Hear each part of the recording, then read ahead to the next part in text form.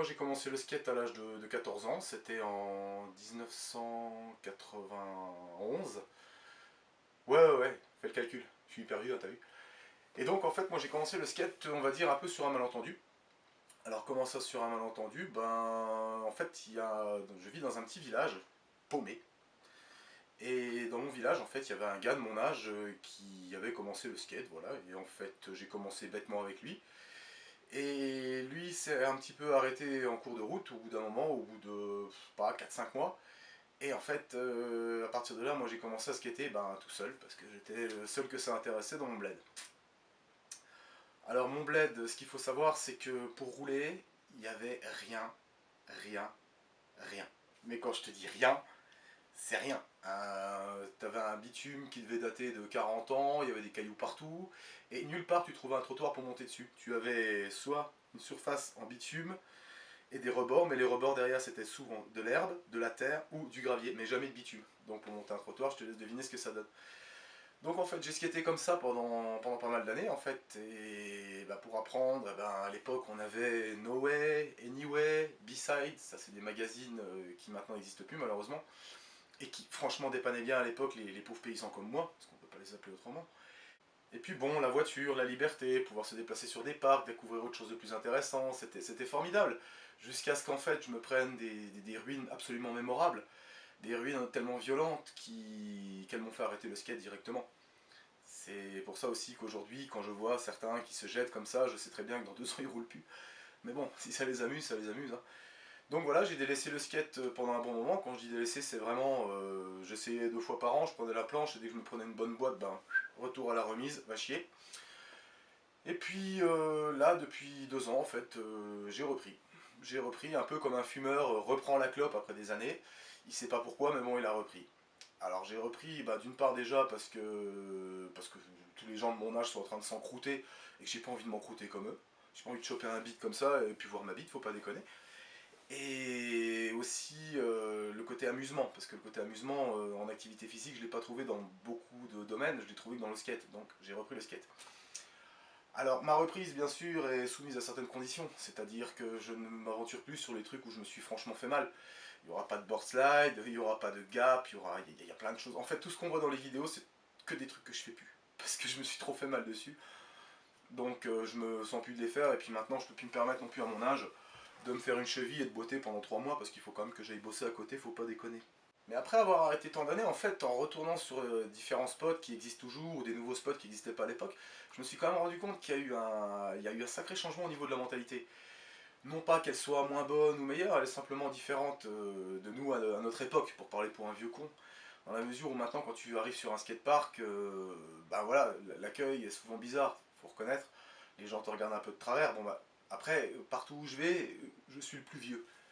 Alors ça joue aussi pour se faire regarder un petit peu bizarre, mais les gens sont plus, on va dire, avenants comme ils l'étaient avant. Nous, à notre époque, je sais pas, quand on avait 16-17 ans, on croisait un skateur, on le connaissait pas, mais on se sautait dessus. Oh putain, tu skates, on était trop contents. Dans nos campagnes, des skateurs, il n'y en avait pas énorme, hein, donc quand on en croisait un, c'était comme nous, voilà, c'était un extraterrestre. Donc après, on allait rider ensemble et tout, c'était la bonne ambiance.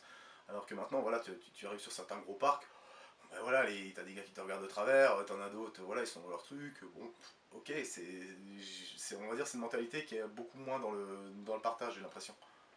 Je vois même pas pourquoi je te raconte ça.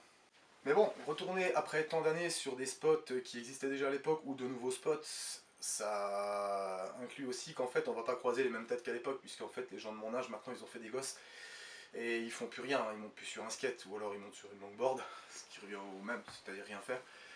Donc en fait maintenant voilà, je vois surtout la jeune génération. Et en fait dans la jeune génération il y a des trucs que j'ai un peu de mal à comprendre. Mais bon, à mon avis c'est un choc générationnel, je pense pas que ça soit à mal. En tout cas moi je pense pas qu'ils le font à mal. Oui c'est sûr que si je lâche ça derrière je suis quand même bien obligé d'argumenter. Alors petit rappel, depuis la nuit des temps qu'il existe, le skater est détesté de toutes parts. Municipalité, les vieux, tout le monde en fait. Donc, ce pari à roulette a quand même traversé les époques, puisqu'en fait ça existe quand même depuis les années 60, alors il y a eu des essors, des déclins, tout ça. Si j'utilise des mots trop compliqués, t'as qu'à demander à tes potes de te traduire. Donc oui, ce pari à roulette a traversé les époques et a vu des courants naître et mourir. On se souvient tous du roller, mais qui se souvient encore du snakeboard?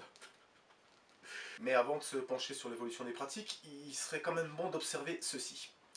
Le nombre de skateurs diminue. Attention, je m'explique. Je parle de gens qui roulent, parce que en général sur les parcs, je vois, mettons, on va dire 6 personnes avec des planches, il y a 2 païens qui roulent, et il y a 4 mecs qui sont assis absolument toute l'après-midi. Donc je ne considère pas qu'ils roulent. Il y a beaucoup de skateurs, oui en masse, mais par contre en gens qui roulent, il y en a de moins en moins, je vous l'assure. D'ailleurs avec le temps et l'habitude, quand on voit toujours les mêmes têtes sur les mêmes parcs, on se rend compte que la planche des mecs assis reste perpétuellement neuve. Ce qui est quand même un signe. Puis il faut savoir que la plupart des gens qui se mettent au skate, ils se mettent au skate parce qu'ils ont déjà des potes qui en font. Et d'ailleurs, ils arrêtent aussi en général parce que leurs potes arrêtent. C'est faute de motivation suffisante pour rouler seul. C'est compréhensible. Mais il y en a aussi beaucoup qui arrêtent parce qu'ils se sont trop fait mal. Ce qui est logique quand on s'est jeté du haut des pires gaps pendant des années. Certains aussi arrêtent parce qu'ils se sont trouvés une gonzesse. Ça aussi, ça arrive. Il y en a même des cas minoritaires, mais je te jure que ça existe. Il y a même des cas de mecs qui se sont mis au skate juste pour emballer les gonzesses. Authentique. En discutant avec les skateurs que je croise, je me rends compte qu'en fait c'est souvent les mêmes observations qui reviennent. Quand ils n'ont pas de parc, ben il n'y a pas de parc. Quand ils ont des parcs, les modules sont pourris, la mairie ne veut pas les entretenir. Alors, ok, il y a à boire et à manger, mais d'un sens, qu'est-ce que tu veux qu'une municipalité investisse dans des modules alors que tu vas juste venir pour, avec tes potes, être assis et balancer toutes tes merdes? Je comprends qu'ils soient réticents. Après, il y a aussi des endroits où il n'y avait pas de parc, et je connais des gens qui, avec la volonté, le sérieux et la motivation, ont réussi à monter de très très beaux projets de parcs qui se sont montés, mais bon, il y avait la motivation derrière. Après, c'est sûr que quand tu as Kevin qui se plaint parce que voilà, la mairie l'écoute pas, mais que quand la mairie lui demande, il va même pas aux réunions, il faut se mettre à la place du. Après, j'entends aussi l'argument de ouais, on est pourri de trottinettes. Attendez les gars, on est pourri de trottinettes. Alors déjà, pour faire un parallèle, il y a beaucoup moins de gens qui restent assis en trottinette que de gens qui restent assis en skate. Les trottinettes roulent beaucoup plus. Donc c'est peut-être ça aussi l'impression d'omnipotence.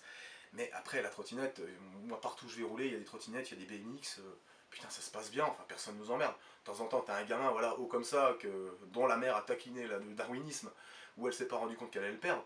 Mais sinon après, on va dire avec les jeunes responsables, et ils le sont la plupart, ça se passe très très bien. Alors cette guéguerre trottinette skate, ça me fait doucement rigoler. Après, c'est sûr, ça va bien avec le côté rebelle de l'esprit skate, qui lui-même s'est largement perdu. Mais ça, on pourrait aussi y revenir. Autre chose aussi qui me choque, c'est... je suis comme tout le monde, je regarde plein de vidéos de skate sur YouTube quand il fait moche, parce qu'on a que ça à foutre. Et je me rends compte, en ayant vu des centaines et des centaines et des centaines de vidéos, que en fait, c'est toujours strictement les mêmes tricks qui reviennent. C'est souvent du slide, du grind, du gap, beaucoup de gap, du flip, mais c'est devenu aussi répétitif que du porno. Je suis désolé de le dire. Après, bon, ça peut être un kiff, hein, je dis voilà, je respecte le kiff de chacun, mais il n'y a plus que ça, quoi. Alors qu'il existe des tas de figures différentes et de trucs. Et le problème qu'il y a avec ce genre de choses aussi, c'est que on filme des professionnels qui eux font ça tout le temps, qui se sont pris des ruines mémorables, mais qui sont habitués à tomber. Et nous, les naïfs qui regardons ça devant, on essaie de répercuter sur moins haut. Et même en répercutant sur moins haut, au bout d'un moment, on s'explose complètement. Donc on n'a rien gagné. Alors, il y a plusieurs délires, mais le mec qui s'acharne toute l'après-midi pour essayer de rentrer un triflip en descendant 3 marches, et qui ne le rentrera qu'une fois sur des centaines d'essais, est-ce qu'il se sera beaucoup plus amusé que celui qui aura fait des petits ollies, des 180? Je sais pas, c'est une question de ratio, et c'est une question peut-être même de sensation. Certains sont peut-être accros à l'adrénaline et à la vitesse, mais c'est pas le cas de tout le monde. Et il faut pas non plus résumer le skate à la bête, juste activité de se jeter en bas, se jeter en bas, se jeter en bas, comme ça se fait maintenant. Il n'y a plus que ça, putain, c'est devenu la norme. Alors, de temps en temps, je suis content, j'arrive à tomber sur de l'originalité. Par exemple, il faut aller voir les vidéos de freestyle japonais. Ça a tombé, je suis désolé. Je préfère largement regarder ça que de regarder que des mecs qui se jettent, que des mecs qui se jettent, que des mecs qui se jettent.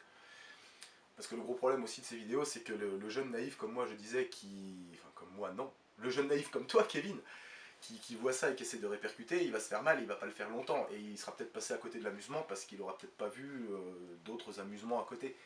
Et ça c'est un petit peu dommage. Donc l'évolution de la pratique là-dedans est peut-être pas terrible. Après le schéma est tout bête, hein. Je commence le skate, ah tiens je tiens dessus. Ah tiens j'arrive à faire une figure, ah tiens j'entends une deuxième, ah tiens j'ai bien confiance, ah tiens voilà que je l'ai bien en main, ah putain voilà que je m'explose et j'arrête tout. C'est en substance, on va dire, la biographie de pas mal d'anciens skateurs de ma connaissance. La principale cause d'arrêt, c'est la douleur et la perte de motivation. D'ailleurs, l'un ne va pas sans l'autre. Et les deux étant liés, en général, la décision.